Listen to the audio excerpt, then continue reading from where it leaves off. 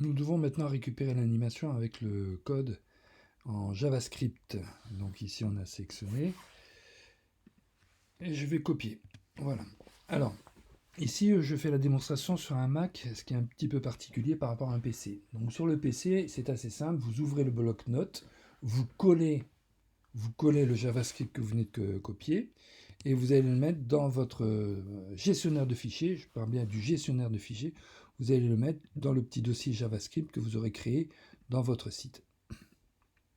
Une fois que vous avez collé le JavaScript dans le fichier texte enregistré dans le dossier JavaScript, vous renommez votre fichier, vous changez l'extension, donc vous remplacez l'extension TXT par l'extension JS. Voilà, c'est pas plus compliqué que cela. Maintenant, si vous êtes sur un Mac, c'est un peu plus compliqué puisque la gestion des fichiers TXT n'est pas prise en compte avec le Mac. Donc, il y a une petite astuce. Alors, je vais démarrer le voilà, TextEdit. Voilà. Je vais enregistrer, CTRL S. Il est vierge. Hein, et je vais mettre donc diaporama. Voilà. Donc, le nom aussi hein, sur le PC, vous en mettrez un nom explicite. Et ici, j'ai pas trop le choix. Donc, je vais prendre HTML. Voilà, enregistrer. Bon, ce but, c'est pour créer tout simplement un fichier ici. Maintenant, toujours sur un Mac, dans le gestionnaire de fichiers, dans le Finder, je vais faire fichier et lire les informations.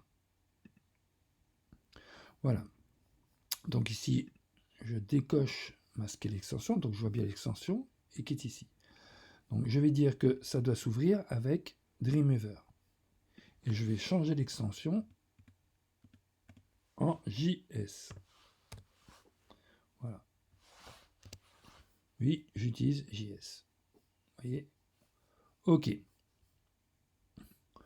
Donc maintenant, je vais ouvrir le fichier, double-clic. Voilà. Et il m'a mis un document de type HTML. Donc je vais prendre la totalité. J'enlève tout. Et je colle mon code JavaScript. Voilà. Alors, dernière chose, que ce soit PC ou Mac, vous regardez ici d'enlever cette balise. Parce que normalement, ce code, tel qu'on vous le donne, est à mettre directement dans le HTML. Mais ça va l'alourdir. Donc moi, je préfère de le mettre dans un JavaScript séparé. Et on fera un lien après avec le fichier HTML. Donc vous enlevez la balise qui ouvre. Attention, remettez tout ça sur la première ligne. Et on va fermer. On va supprimer la balise de fin. Et voilà. Donc ici, j'ai un JavaScript correctement formaté et correctement installé dans mon site. Donc j'enregistre. Voilà. Donc tout ça, on n'y touche pas. Hein, faites attention. La seule chose que l'on va faire, c'est toucher à ceci. Pourquoi? Parce qu'ici, bien sûr, il va chercher les images qui sont à distance. Donc nous avons nos images qui sont ici. On va prendre la première. Alors, vous voyez, je vais dedans. Je vais faire du copier-coller. Commande C. Pourquoi? Parce que la moindre faute de frappe, ça va être un peu problématique. Et je prends ici la première image et je colle. Voilà.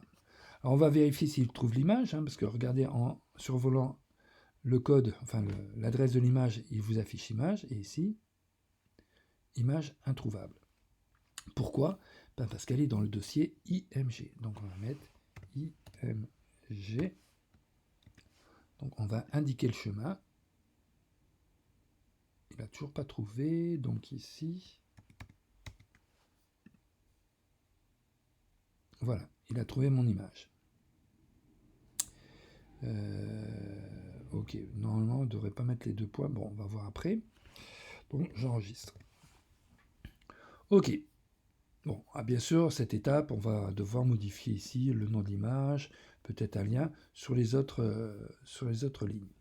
Mais on va revenir ici dans le HTML. Pourquoi?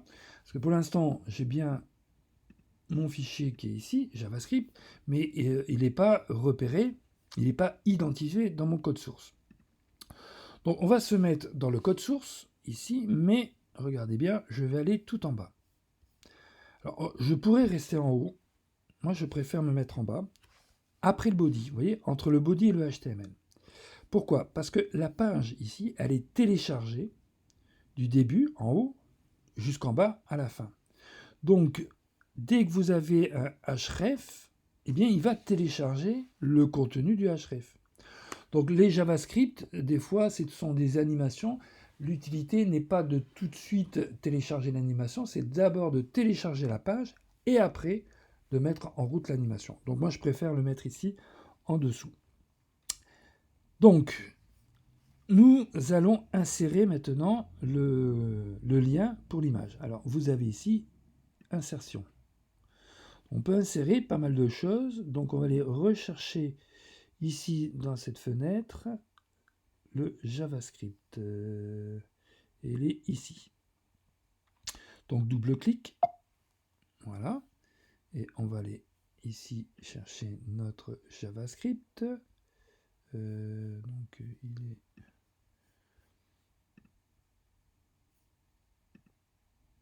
Voilà, on l'a renommé correctement, ouvrir. Et voilà, il a été cherché, vous voyez, le JavaScript, dans le dossier JavaScript, diaporama JS. Comme ça, si vous avez d'autres JavaScript, vous pouvez le mettre dans le dossier JavaScript. Ok, donc ça c'est fait. CTRL S, je fais une petite vérification parce que voilà. Donc pour l'instant, vous voyez,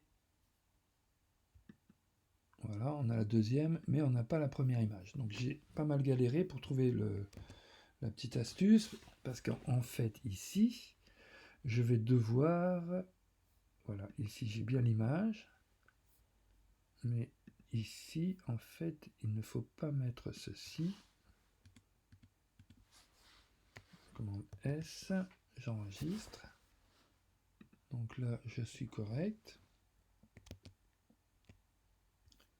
Voilà, et là j'ai l'image. Voilà. Vous voyez, j'ai bien mon image, ma première image.